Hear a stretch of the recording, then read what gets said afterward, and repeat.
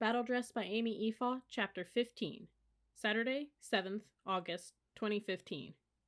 Hey guys, Jason said, pointing his boot brush at the figure moving towards us, up the line of 3rd Platoon tents. Kit's back. Jason, Gabrielle, Banano, Ciro, and I looked up from where we sat together on the grass in front of my tent, brushing kiwi on our boots. In the fading daylight, the figure looked like a silhouette against the twilight sky. No facial features, no mannerisms that I could see distinguished him as Kit. Just a body in BDUs plodding forward. Both his M16 and his unbuckled LCE were slung over his left shoulder, looking like they might slip to the ground at any second. But when he got closer, I knew it was Kit. I saw his face, with blue eyes large and dark behind his teds, and a sling, blue and white against the browns and greens of his BDUs, binding his right arm against his body. "He looks terrible," I whispered. "Hey Kit," Gab called out. "How you feeling?" And then the others called out their greetings. "You're back already? Good to go. You okay, man? What's with the sling? They fix you up?" Kit vaguely glanced our way as he walked past. "What's up?" he mumbled. Then, dropping his gear in front of his tent, crawled inside. We looked at each other, then went back to blackening our boots, saying nothing. As the sky grew dimmer, conversation started to pick up around us. A couple of tents away, 4 second squad guys were getting a game of cards going. A debate about baseball teams was heating up behind us, and somewhere somebody said the punchline to a joke, and laughter erupted. Seconds later, Ping and Hickman ran up to join us, their boots and polish in their hands, and their M16s on their shoulders. "We saw Bogus," Hickman whispered, jabbing his thumb toward Kit and Jason's tent. Ping took a spot across from me. "So what's the deal? What'd he say?"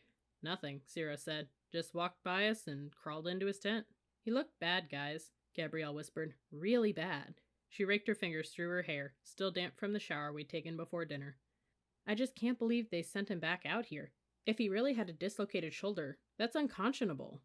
Ping shrugged. "That's the Army for you. Can't miss any of that good old Army training, you know." "Good old Army training," Gabrielle snorted. "Tomorrow's our last day out here. He's already done all the hard stuff. What's to miss?" She shook her head. "It's ridiculous." Banana cleared his throat. "But Cadet Daly said we're having introductory map reading all morning tomorrow. Reading a compass and all. Sounds pretty important." "And don't forget about the stud competition going on tomorrow afternoon," Hickman said. "Sure would be a shame if he missed out on that." He spat onto the toe of his boot and rubbed it with his brush. "Muscleheads on parade." Gabrielle sighed. "Oh, Hickman, are you ragging on the Iron Man competition again? It's so obvious that you're jealous, 'cause you know you'll never get picked to represent hardcore." She looked up from her boots and raised an eyebrow. "An Iron Man you are not." Everyone laughed, except Hickman. Hickman glared at Gabrielle. "Har har, you're the funniest." "Well, I don't know about you guys," Gabrielle continued, "but I'm looking forward to it, because Cadet Daly said that all the non-participants, practically everybody, get to watch the competition from Lake Frederick's beach in our swimsuits." "Did you say beach, Brian?" Ciro laughed. "Now where I come from, there are beaches." Gabrielle stuck her nose in the air. "Hey, I'm not picky. If it's got sand, water, and sun, Andy and I are there, working on our tans." "The only sun Andy's gonna get, Gab," Jason said, "will be while she's out winning the Iron Man competition. That is, if the sun can catch her." I bent over my boots, feeling my face grow warm. "I don't think so. I mean, no one's even asked me to do it, and it's tomorrow, so..." "Sure you'll do it," Hickman said, spitting onto the toe of his boot again. "They have to have a female represented on every team. Gotta have that equal representation, you know. They just haven't gotten around to asking you yet." "Like Andy wouldn't be asked to do it anyway," Jason said. "I know she can kick my butt. What about you, Hickman?" "You know, Gab's right," Ping said, frowning. His mind obviously on other things than tan lines and Iron Men. "They could have cut Bogus some slack. I mean, it serves no purpose making him come back here, sleeping on the ground, getting no rest. He's just going to be miserable." "No kidding." I shook my head, relieved the subject had changed. "Just remind me to never get injured anywhere near here, okay?" Hickman snorted. "If you were the one that got hurt, Davis," he narrowed his eyes, "you wouldn't be out here. Because you're a female, they would have kept you in a nice cushy hospital room instead." "Because I'm a female?" I looked at him for a second, confused. What did all that have to do with Kit coming back out to the field? "I don't understand. What difference—" "Here we go again." Gabrielle rolled her eyes at me. "Dr. Hickman's great female conspiracy theory." "It's no conspiracy, it's reality," Hickman said, glaring at her. Gabrielle rolled her eyes again. "I'm so tired of hearing about this." "Well, Gab," Jason said, taking an unusual interest in the tongue of his boot, "I think all he's saying is, most of the people on profile are females." Gabrielle turned to glare at him. "So?" He was right, and once again I felt myself siding with the guys. So, Hickman said, don't you think it's kind of strange that there are only 3 girls to every guy on profile, but only 1 girl to every 10 guys at West Point? And what do they go on profile for? Shin splints, pulled muscles, stupid period cramps?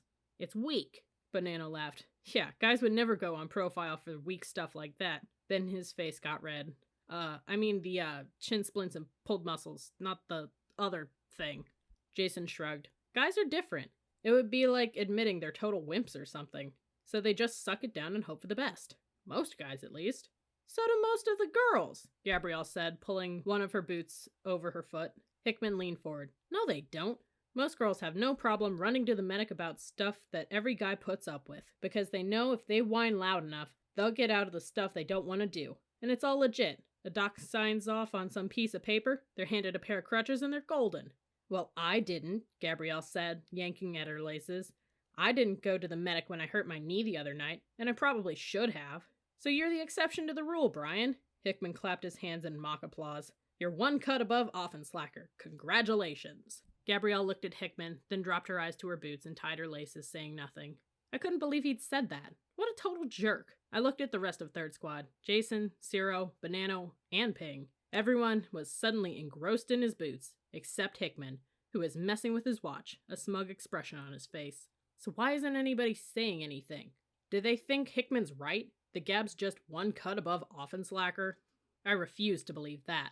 At times they may have thought, as I had, that she acted too much like a girl, whiny, maybe even slightly on the wimpy side, but never like Offenslacker. And it made me mad that they wouldn't defend her now, that they'd just let Hickman humiliate her like that after she had tried so hard. If I hated one thing, it was labels. I knew how easy it was to become what you were called. I turned back to Hickman. This was one conflict I couldn't back away from. Gabrielle was my friend, and she didn't deserve this. I just couldn't let myself blend into the squad where it was safe. I had to say something. That was really low, Hickman, I heard myself say. I took a deep breath to steady my voice. Then the words came fast. You have no idea what you're talking about. Gab's knee has been killing her all week, but she hasn't tried to get out of anything. Everything that the rest of us have done, she's done. And she hasn't complained about it one time, not even to me. I glanced at Gabrielle, who was watching me intently. I know how bad her knee hurts because every morning when she crawls out of her sleeping bag and into her BDUs, I see what it looks like. She won't go to the medic because she'd rather put up with the pain than be called a profile get-over like Offenslacker. But I guess she shouldn't have bothered, because the bottom line is, no matter what any of us females do around here, people like you, Hickman, are always going to think we're just 1 cut above Offenslacker anyway, if we're lucky.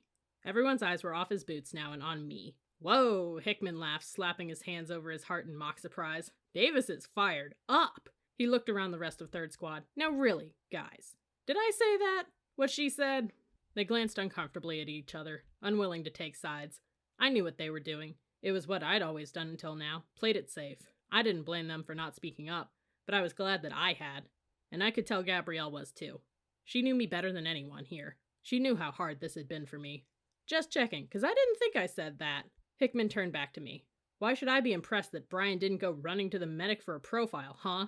You said she'd been doing everything with the rest of us, right? All that proves is she doesn't need a profile. If she's got a bone sticking out of her skin, or a gaping chest wound, or her eyes hanging out of her sockets, fine. That's a different story. She deserves a profile. And that goes for everybody. It makes no difference if they're male or female. But tell me, how many of those people who fall out to the rear of formation every day fit into that category? When I look at those people, all I see is get-over, because that's what most of them are. Profile get-overs, with a piece of paper excusing them for being weak. They kick back in the shade while we beat ourselves up all day. They chill out in the barracks while we run PT. They ride in a truck while we take our 40-pound rucks for 12-mile walks. Those people didn't even have a beast. They make me want to puke. Yeah, you're right, Hickman, Ping said. You're always going to find people who will try and weasel out of things by going on sick call for piddly stuff. But the docs write up the profiles. They issue the crutches, so, he shrugged, who's to blame? The losers who go on sick call in the first place. If they didn't have some kind of weakness to begin with. Shut your stupid mouth, Ciro hissed. He jerked his head towards the next tent over, and we turned to look. There, sitting a few feet away from us, just outside the opening of his tent, was Kit, staring at a wrinkled piece of paper in his hand. A cold prickle started between my shoulder blades and rushed up the back of my neck. He heard. I closed my eyes. Kit, please don't think that we think that. Then Kit looked up at us slowly. My weakness excuse. he said, looking back down at the paper, with the doc's Johnny Hancock and all. We all looked away, exchanging miserable glances in an awkward silence that I could almost feel. Ciro broke the silence. Well, I don't think you're weak, Bogus. We all jumped in then, echoing Ciro. So are you hungry? Gabrielle blurted out. You look hungry. Did they feed you dinner at the hospital? Kit shook his head and started moving toward us, lugging his M16 by its sling. I scooted closer to Gabrielle to make room for him, and he dropped down beside me. You sure missed a good one here, bud, Jason said. Roast turkey and gravy, mashed sweet potatoes? Gabrielle frowned at Jason. Kit reached down into the cargo pocket of his pants. I'm not real hungry. He pulled out a bottle of pills and shook it. Anyway, I got these. Kit's voice was more drawn out than I had ever heard it. What'd they give you? Ping asked. Tylenol 3 with codeine or... Nope. Kit rubbed his eyes under his teds. Just Motrin. Motrin? Ping asked. You did have a dislocated shoulder, didn't you? Kit nodded. Yep, sure did. And they gave you Motrin. Ping shook his head in disbelief. Yep. Kit shoved the bottle of pills back into his pocket. So, Jason said, glancing at the rest of us. Tell us, what happened? They put my shoulder back in. Maybe he doesn't want to talk about it, I said quickly. Kit closed his eyes. Nope, I got a feeling that this is a story you'll all want to hear. He let his breath out slowly. Well, I got to the emergency room, and this orthopedic surgeon kind of looked my shoulder over for a couple of seconds, and then started yelling. Get that stricken look off your face, new cadet. It's just a dislocated shoulder. It's not like you've got a sucking chest wound or something. I saw Hickman's gaze slowly sink down to rest on the boot brush in his hand. Good. The irony of that statement's similarity to his own wasn't lost on him, and he seemed to actually feel bad about it, or at least he had the decency to act like it. You're kidding, Jason said. A doctor said that? Oh yeah, Kit said, his eyes growing more animated at our reactions. And then he said I should have had the intestinal fortitude to put my shoulder back in myself. That man, Gabrielle said, narrowing her eyes, should not be a doctor. So what did you say? Ciro asked, leaning forward. Kit pulled at his sling. The old standby. No excuse, sir. He gritted his teeth as he shifted around, trying to get comfortable. Bonanno grinned. Good answer, Bogus. Kit shook his head. Apparently not, because that's when he really went off. He said, no excuses, right, new cadet.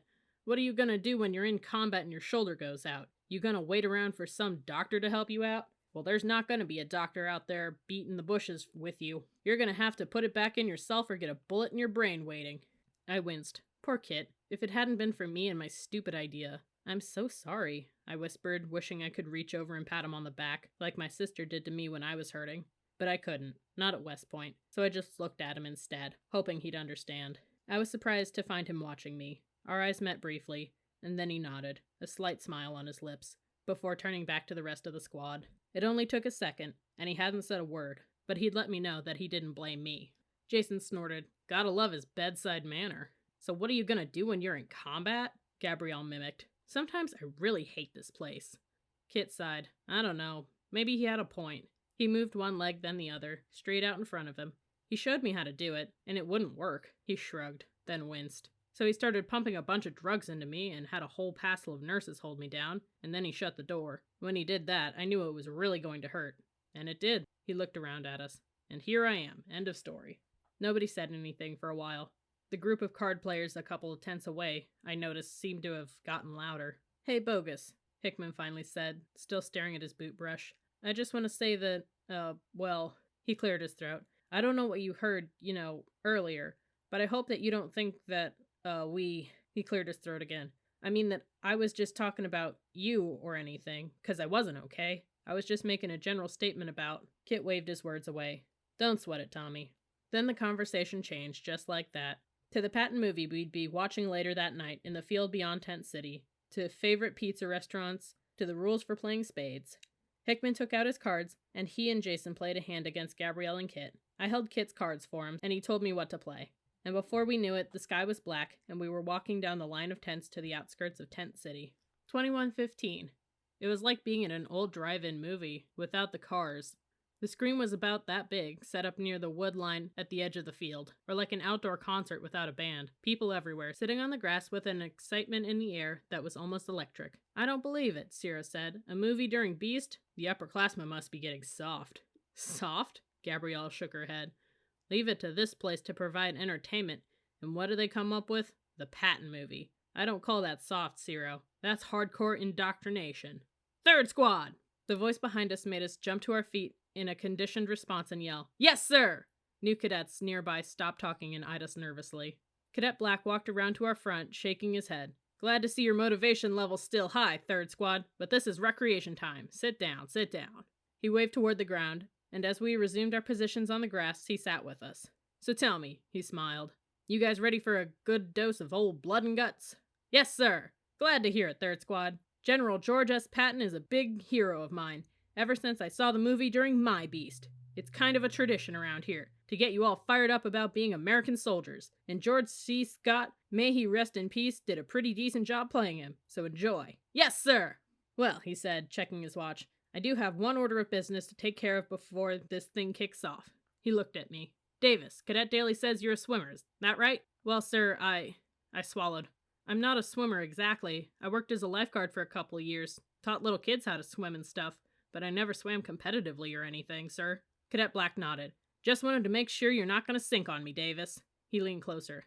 Okay, here's the deal. I'm sure you've been hearing noise about the Ironman competition that's going on tomorrow afternoon. Jason reached over Kit sitting next to me and jabbed my arm. I ignored him. Yes, sir. Every company needs 4 individuals to represent them in the competition, Cadet Black said, and Hardcore's entire chain of command, from the squad leaders on up to the company commander and first sergeant, had a little powwow this evening and came up with a list of names. And yours, Davis, he leaned closer, was at the top of our list. Me? At the top of their list? I looked down at my hands, not really seeing them.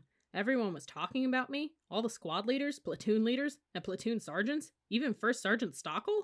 I looked up at Cadet Black, and all I could do was nod. Understand, he went on. This is totally voluntary. He held up his hand. It's highly encouraged, mind you, but if you really don't want to do it, we won't hold it against you. His lips twitched. Too much. He paused, watching me. So what'll it be, Davis? Go or no go? I didn't hesitate. Go, sir! My name was at the top of their list. He grinned and slapped me across the back. Didn't doubt it for a second. I stopped myself from smiling up at him. I had to act cool, not too excited, as if I'd been expecting it all along. Our athletic officer, Cadet Barrington, will be meeting with you sometime tomorrow morning to give you the details. But basically what you'll be doing is swimming out and back to this raft that'll be in the middle of Lake Frederick. Then as soon as you hit the beach, you've got to knock out 50 push-ups. 50 push-ups? I cringed inside. Great. I've never done 50 push-ups at one time in my life. And 50 sit-ups as fast as you can. And finish up by running a couple of miles around the lake. Piece of cake. Yes, sir, I said. I'll be counting your push-ups and sit-ups, okay? But we'll talk about that tomorrow. Yes, sir. Cadet Black stretched to his feet, and I stood with him. We're expecting big things out of Hardcore, Davis. We've got an awesome team. We've got this guy from 4th Platoon, Ziegler. He's a nationally ranked swimmer. And some water polo player from 2nd Platoon named Fritz. And then there's Valent from 1st Platoon. You probably know him, Davis. He's a recruited track guy. I shook my head. No, sir. Well, supposedly he can run the mile in 3:58 or something. But we, and I thought I saw him wink at me then, haven't been able to try him out in the black group because he's been on a no-running profile for most of the summer. He shrugged. Looks like he's got some recurring heel injury, and your coach doesn't want to take any chances with it. Tomorrow will be the first time he's run all summer. I nodded. A 3:58 miler? A nationally ranked swimmer? Suddenly I didn't feel so excited anymore. How could I be at the top of their list with those guys on it too? Oh yeah, he slammed his fist into the palm of his other hand. We're gonna kick some serious butt, Davis. He laughed, shaking his head. The rules say that each company has to have at least one female on its team. At least one female? I felt my heart collapse in on itself and sink into my stomach. And well, in our case, Davis, that was clearly a no-brainer, for obvious reasons. He slapped me across my back again. Get some decent sleep tonight, Davis. After the movie, of course. We'll need you nice and rested up for tomorrow. Yes, sir, I mumbled. Have a good one, 3rd Squad, he said, and he was gone. I sank back into the grass, feeling numb and stupid. At the top of their list. Yeah, top of their female list, he meant. I should have known. Hickman was right. Why? How could I have expected anything else? Gabrielle nudged me. Hey, Andy, what's wrong? Bummed you won't be lounging under the sun with me tomorrow? No, Gab, I sighed. I just didn't have the heart or energy to get into it now. Just tired, I guess. No, that's not it, Kit said. It's what Cadet Black said about needing at least one female on the Ironman team. You think that's why you got asked to do it, don't you, Andy? I looked at him, not being able to read clearly what his face said in the dark. Was I that transparent? I always thought I'd been so good at hiding things at home. No way, Gabrielle said, shaking her head. Cadet Black said picking Andy was a no-brainer. She leaned closer and peered into my face. That is what's bothering you. I don't believe it. She crossed her arms and huffed. Andy, sometimes you are so weird. So what if they need a female on the team? What's the big deal? I mean, what are you trying to prove anyway? That you're a guy or something? Well, guess what, hun? She reached behind me and snapped my bra. You're not! I glared at her as I adjusted my bra, then looked down at my hands. Look, guys, it's not that big a deal, okay? It's just that, well, it would have been nice to be asked just because I can do it, you know? Like the 3 other guys were asked because they can do it. Everyone's just going to think the only reason I'm out there is because I'm a female, not because anybody seriously believes I can win the thing. If that's what you think, Andy, then you're just going to have to prove them wrong, Kit said. And smoke everyone, you know? Beat them at their own game. Beat them at their own game? I hadn't thought of it like that before, but maybe I could. You've only been doing it all summer, Gabrielle said. Then I noticed the new cadets around me were turning their attention to the screen at the edge of the field. The image of an American flag filled the entire screen, almost glowing in the night. A buzz of conversation came over the sound system, and then a commanding voice boomed over the buzz. Attend! Hut! And all was quiet, over the sound system and in the field in front of the screen, except for the muffled click of footsteps moving closer. A man in uniform rose up from the bottom of the screen, as if he were climbing a flight of stairs into it. First the helmet appeared, black with 4 silver stars emblazoned across its front. Then the face, stern and unsmiling, looked at us out of a pair of narrowed eyes. Then the chest, covered with medals and sashes and braids, and gleaming black riding boots, completed the picture. A trumpet fanfare announced his presence. A ramrod straight, a crisp military figure superimposed over the flag. Be seated. The figure on the screen paused for the sound of shifting chairs to cease. Now I want you to remember, he continued in a gravelly voice, that all this stuff you've heard about America not wanting to fight, wanting to stay out of the war, is a lot of horse dung. The man slowly paced back and forth as he spoke, punctuating his words with a riding crop he held in his hands, but never taking his eyes off us. Americans traditionally love to fight. All real Americans love the sting of battle. Hooah! Cried the new cadets around me. I glanced at Kit beside me. He was clutching his hurt shoulder, but he was leaning forward, his eyes locked onto the screen. He's really getting into this. For some reason, Kit's intensity surprised me. I'd just been grateful to have something, anything to take my mind off the Iron Man competition, but now I turned back to the screen, intrigued. When you were kids, the soldier went on, you all admired the champion marble shooter, the fastest runner, big league baseball players, the toughest boxers. Americans love a winner and will not tolerate a loser. Americans play to win all the time. I wouldn't give a hoot in hell for a man who lost and laughed. And that's why Americans have never lost and will never lose a war, because every thought of losing is hateful to Americans. Kit leaned toward me, his eyes still on the screen. That's why, he whispered. You got picked for the Iron Man competition, Andy. Not because they needed a female, and not because you were the best they could get, but because you're that kind of person. He nodded at the screen. You're a winner, and everybody knows it. Shh, Gabrielle hissed at us. Can't you see I'm trying to watch a movie here? Sunday, 8th August, 14:30. The sun was bright and hot overhead, causing little waves of heat to shimmer off the surface of the lake. The air was soaked with heat, but more suffocating was watching the tense faces of my competitors as they prepared themselves for the race, bouncing and stretching on the strip of silty, rocky sand that bordered the water. I stripped off my gym alpha as the King of Beast had instructed over the bullhorn, then began to warm up, wearing only my swimsuit. I stretched my quads and hamstrings, and I ran in place, all the while sneaking glances at my competition. 36 of us in all. Most of them were guys. I had expected that. I counted only 9 females, including me. 1 from every company, and no more. One of them I recognized. The girl with the Asics I had seen at the field house during track tryouts earlier in the summer. We hadn't run in the same group that day, but I remembered watching her lope across the finish, easily nailing her mile time at 5:30 on the dot. I shook out my arms and faced the water, trying to choke down my mounting nervousness. Doesn't mean she can swim. Most runners sink like rocks when they hit water. Plus, she's not a guy. The guys were the ones I was really concerned about. Kit had clarified my mission last night. Beat 'em at their own game, he had said, and that was exactly what I'd set out to do. Prove that I wasn't out here just because I was a girl. I couldn't worry about another girl beating me too. I'd go crazy if I did. I watched 2 upperclassmen swim out to the raft in the middle of the lake. The King of Beast had said they'd be there watching us. You may use any stroke or combination of strokes to get there, he had said during his preface briefing, but you must touch the raft before returning to the shore. Anybody who fails to do so will be disqualified. Most of the guys around me looked like swimmers. Stocky, big upper bodies, strong legs. It only makes sense. They also have the kind of arms that could crank out push-ups forever, but it doesn't mean they can run. I played my strategy over in my mind. I would get a decent start during the swim, struggle through the push-ups somehow, then make up time during the sit-ups and the run, especially the run. All new cadets participating in the Iron Man competition fall in at the start line at this time. Cadet Black scooped up my running shoes and my gym alpha from the sand at my feet. "I'll be looking for you when you exit the water, Davis," he said. "Go get him." And he was gone before I could say, "Yes, sir." In a few seconds, it'll all be over. Once it started, I knew my nervousness would leave me. My body would take over then, and whatever would happen would happen. I moved with the others to find a spot in the front rank between the 2 orange cones that marked the starting line. I stared out at the water. I'll swim mostly crawl. It's fastest. I chewed on the inside of my lip. I don't know, the water looks pretty murky, and there's going to be lots of people too. Lots of splashing, lots of waves. I let my breath out slowly, maybe switching off between breaststroke and crawl. Probably more breast than crawl since I need to see where I'm going. Then it struck me. See where I'm going? A panicky feeling flared up in my gut. I've got contacts in. If I lose them in the water? Without contacts, I couldn't see past the tip of my nose. I'd never be able to find my way out of the water, let alone make the run.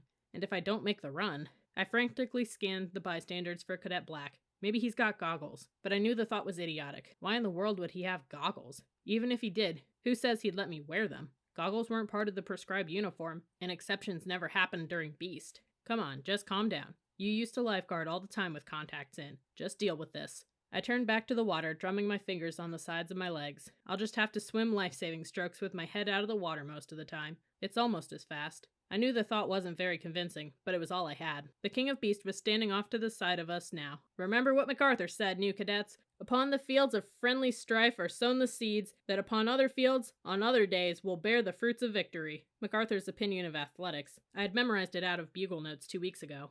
"Only one of you can be the victor, so have fun." And the buzzer on the bullhorn went off. Only one can be the victor. I sprinted down the sand and into the lake, already trending from the others around me. I plunged forward, attacking the water with strong thrusts of my arms, my head above the waves, with eyes fixed on the raft before me. The water was warm like sweat. Bodies were pulling ahead of me. I knew I couldn't keep the pace I set much longer. Doing this modified crawl stroke was anaerobic. My lungs felt like they were about to explode. I changed to breaststroke until I recovered my breath, then switched back, alternating between the two. Come on, come on, come on. Push it a little harder. After I had slapped the raft with the palm of my hand and was on my way back, I realized that swimming the modified strokes was slowing me down. More people were passing me, it seemed, than I was passing. So I squeezed my eyes shut and stuck my head under the water, counting out 6 strokes of crawl before coming up for air. Then I'd do 3 strokes of modified breast to get me heading in the right direction, and dunk my head again, counting out 6 more strokes. At last my fingertips touched bottom and I was stumbling out of the water and up onto the sand, my lungs clamoring for air, blood pounded in my ears.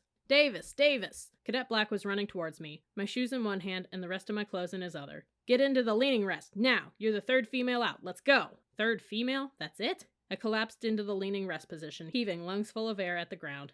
"What about overall, sir? I don't know, upper 3rd maybe? Come on, Davis, knock him out. Every second counts." Upper 3rd? I clenched my teeth and started pumping out push-ups. I've got to do better than that. 1, 2, 3, 4, 5, 6. Cadet Black counted. My arms and legs were trembling from muscle fatigue. I pushed my rear end upward, keeping my arms fully extended, and rested for a few seconds. Then I dug my hands deeper into the sand and hit it again. 10, 11, 12. You gotta break the plane, Davis. 14. And I felt like I had a 100-pound ruck on my back, pushing me into the ground. "Can I go down on my knees for a second?" I gasped. I was at 25, halfway there. "Yeah, sure," Cadet Black said. "It's allowed," but he sounded disappointed. I sank down on my knees and shook out my arms. My hair, matted and sandy, had fallen across my face. Sand coated my arms up to the elbows. I looked around, pushing my hair aside. Some of the guys were already on the sit-ups. I forced myself back into leaning rest and squeezed out more push-ups, 2 and 3 at a time. Muscles I never knew I had burned. "You're at 40, Davis. You're looking good. Don't stop. Just 10 to go. 1 female's already on the sit-ups. You've got to hustle." "Come on now. After it's all over, you won't even remember the pain." Somehow I cranked out the rest, 1 by miserable 1. Then I flipped over on my back for the sit-ups. Cadet Black grabbed my feet to anchor them. "All right, Davis. Hit it." Soon my ears were filled with the rhythmic breathing. "Now it's time to start making your move." I shut my eyes and concentrated on hammering them out. "Push it, push it."